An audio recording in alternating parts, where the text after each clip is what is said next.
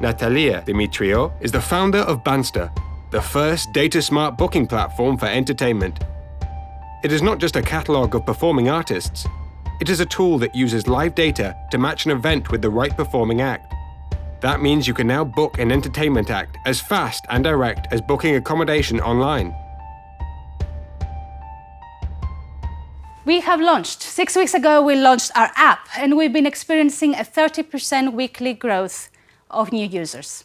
More than 800 events are already being managed through the app. And our biggest markets seem to be at the moment Brazil, the US, the UK, and Portugal, which makes it really great if we could go to Lisbon. Have you validated the 15% booking fee? Yes, we are testing it at this very moment. We have launched the booking platform, as I said. And this 15% cut comes off the price of the performing artist from the band, let's say. And every single band I have talked to up to now, they're more than happy. Some of them have said, this is too little, it's fine with us. So you're making revenues now, even We are small? in the process now of booking now. We're talking with clients currently. So any minute, we're going to close one, yeah. What is the process you use to actually tap into a new market and promote the service and everything? How do you actually manage this? At the moment, we're trying through Google AdWords. I think the smart thing we're doing is only targeting music cities. We know where musicians mostly are, where the industry is booming the most, and that's where we're targeting. At the moment, it's working very, very well. Fair enough. Do you have a rollout strategy? Like some target rollout cities to promote first? Yes. Which are those? At the moment, even though we had that strategy, from the traction we're getting now, we have some surprises. Initially, we thought Nashville, Austin, New York, LA, London, Manchester, Berlin, just to start off from. And now we see that Rio is huge for us, Lisbon is huge for us for some reason, Portuguese-speaking countries, I'm not sure why. And we started getting a lot of interest from Asia. So we started targeting people in Manila now, Singapore, Hong Kong, India, Mumbai, yeah. We're running a lot of experiments at the moment, so I could give you clear answers about cities very, very soon, actually, yeah. Thank you very much. Thank you. Thank you. Natalia. I really like the fact that they're data-driven. Yeah. They've shown the trajectory of a startup that is growing and it's pivoting its strategy based on data. And I really like that. I think it's the first startup that provided that today. It shows a lot of work. Yeah. It shows that they've done a lot of work and Yeah. research and tried again. And It shows. 30% weekly growth, they sound healthy. And they seem to know what they're doing and they keep learning. So I like them.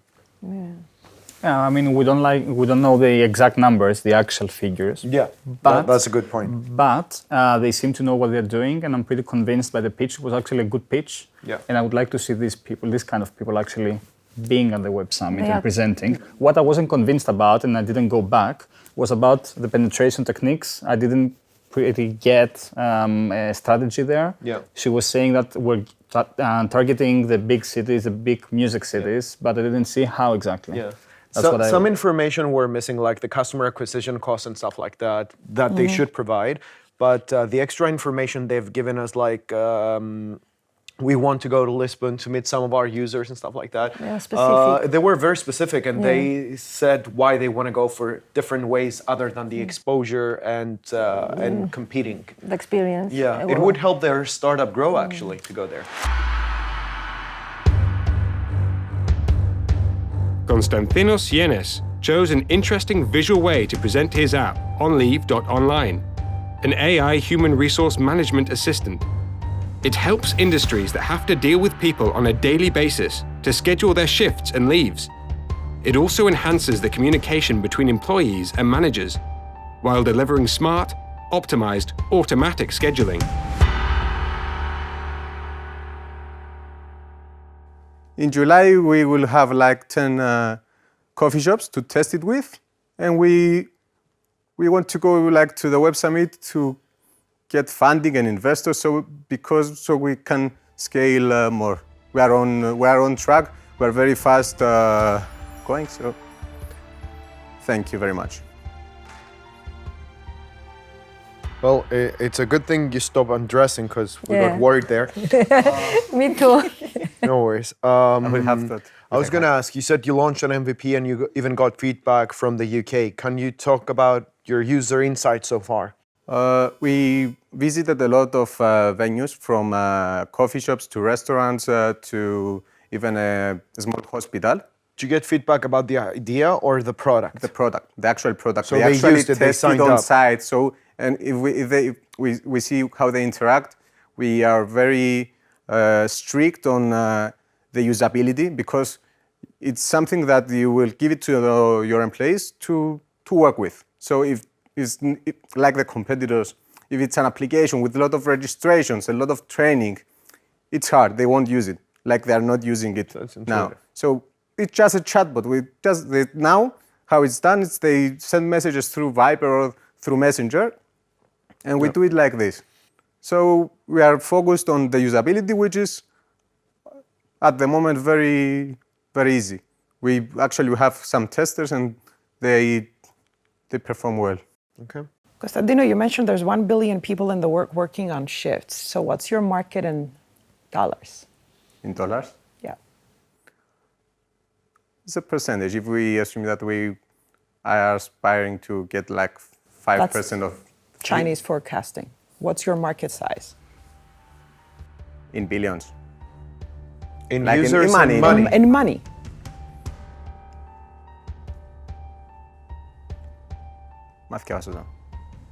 If you don't know, it's okay. Just say I don't know.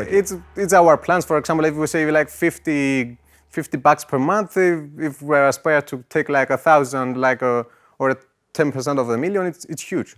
It's huge already. I wouldn't convince anyone. That's Chinese forecasting, by the way. There's 1 billion people in China. I'm going to get 1% of Chinese people, so I'm going to be rich. That's what I meant by Chinese forecasting. Let's reverse But it. Alibaba did it that way. So we ran like 2 simple campaigns with $20, and we got like 10 signups. They want to try it. They are waiting. Are you ready? So Okay, that was a good answer, by the way. they wait for it. So it's something they are struggling with. So they all have the biggest turnover, especially after the recession. It's the biggest thing they have is that thing. So your customer acquisition cost is €2. Maybe. It could be like, if you take it to the simple detail, like it's €2 per. You need that. It's an important metric for every investor. Your customer acquisition cost and the lifetime value, to know when are you going to pay that off, when is the break-even point. You have to look into those things. Because you just told us, but it depends on the size. Costantino, you just told us you ran a campaign for €20 and you had 10 companies interested. That's why Michali said you have a €2 customer acquisition cost. For Cyprus. If I'm going to run a campaign in London, Then do a weighted average. yeah. We didn't do that yet because we are focused on the development, and as we see that there is interest, we are not really focused on that at the moment. It's So, okay if you don't know, but you can find out. Yeah. Just include this information for other Thank you investors. for that. You need really to be more strong on your pitch deck and all the details about the financials. If you're going to Web Summit, you said you're going to meet investors, they're going to ask 1 million questions about them. So you have to know specifically about it. Okay, Costantino, thank you very much. Thank you. Thank you. Come on. The thing that strikes me though, they build good products, but they're very vague about the market and the roadmap and the rollout strategy. They focus too much on the product. I mean, these are simple questions. And I mean, chatbots are one of the favorite topic right now. AI chatbots are one of the hottest topics right now. It was in TechCrunch last week, I think. So it's like a sin not to have looked into your market. Fair enough, the competitors were there, but stuff like if you've experimented, you have to know your CAC and other things that are going to lead you and determine your revenue.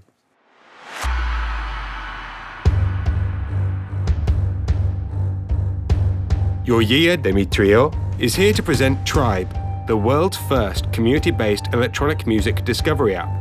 It empowers fans to instantly discover what's trending in the electronic music world, from the biggest new tracks, mixes and podcasts, all the way through to the hottest events, festivals, and electronic music news. we've been getting some awesome feedback. And in the few months we've been working on Trybe, we've set up partnerships with Blend Athens, Flex Vienna, Ibiza Sonica, Loud Music Festival, and are currently in talks with many more electronic music brands.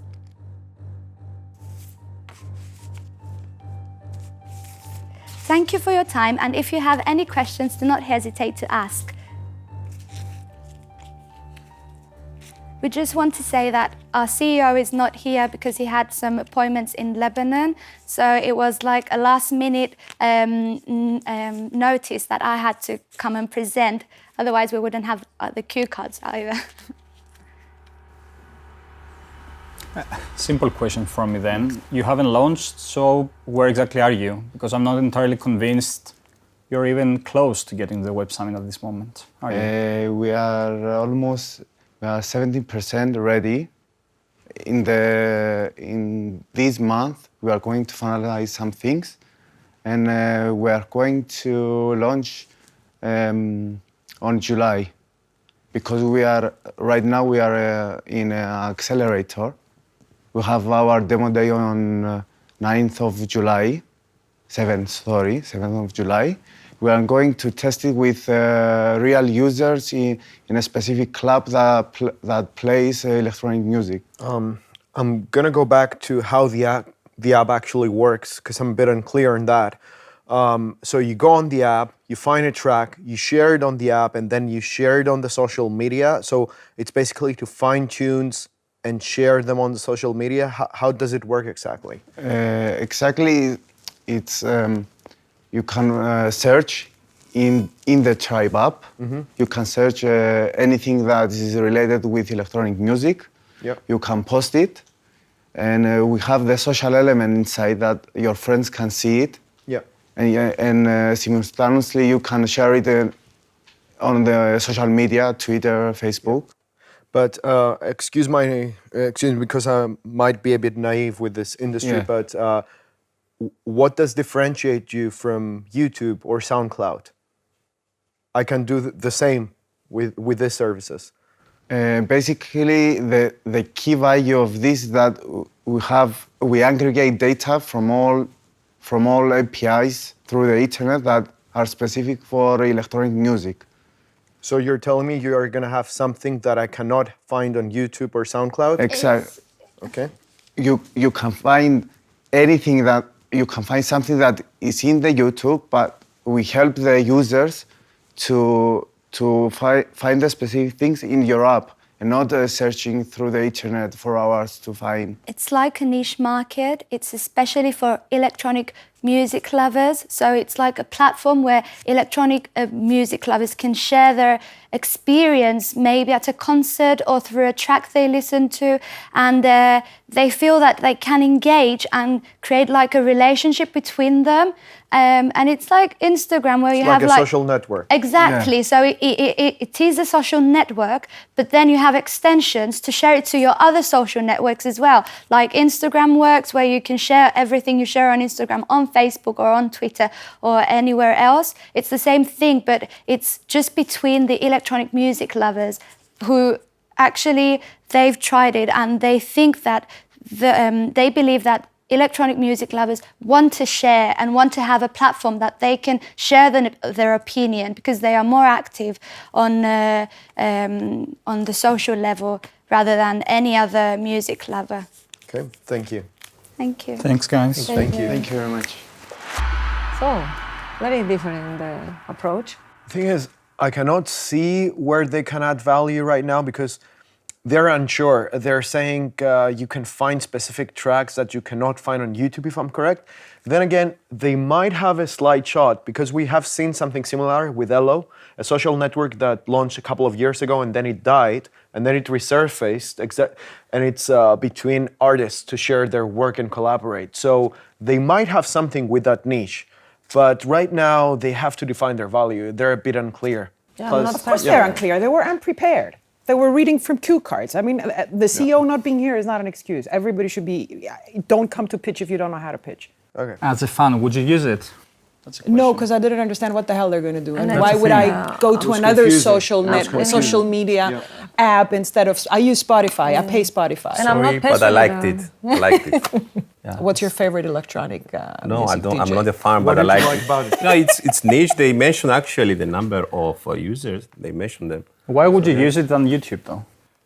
It's They've got the the same process. thing. That's Because the it's trick. all the community there. In YouTube, it's a chaotic thing. Come on. So it's a very But specific I want to hear community. music, I don't want to talk to Personal. other fans. Well, Somebody wants. That's why I'm because, saying it might you have don't know how a- the young people are actually acting on this.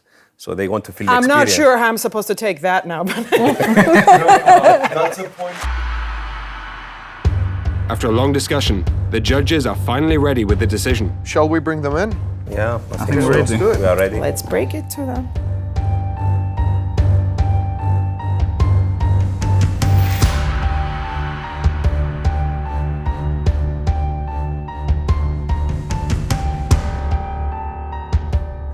Firstly, I'm gonna say that well done for making it so far, and well done for working on your startups and progressing, and you're keep learning as you're going along.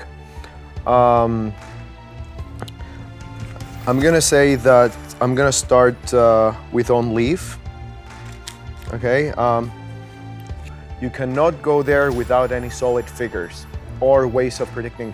Saying that the market is enormous or words like that, they're too vague, they're not gonna take it.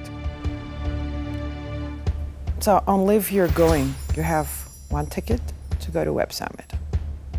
Get your statistics right Yeah, and no excuses. and do the dress up thing as well. Yeah, Trybe, you did really very well. It's a niche market actually you are covering up, and I think you will do very well in Web Summit. So you get 2 tickets to Web Summit. Thank you very much. But you need to be ready to pitch. Doesn't matter who's there. If your CEO is not there, everybody needs to be ready to pitch. It's not an excuse. Yeah. No reading cue cards. Please pass that message. Natalia, get ready to go to the summit in November and also have your own booth. You're getting the beta booth. So well done. That's a grand prize. That's #1 prize, and you should make the best use out of it. And you get 2 tickets for Web Summit, plus from Lewis, Microsoft, and Bank of Cyprus, all expenses are paid for the 2 tickets. So that Even- includes hotel and flights, And pocket which money. is not covered in the other tickets. So big thank you to the extra sponsors.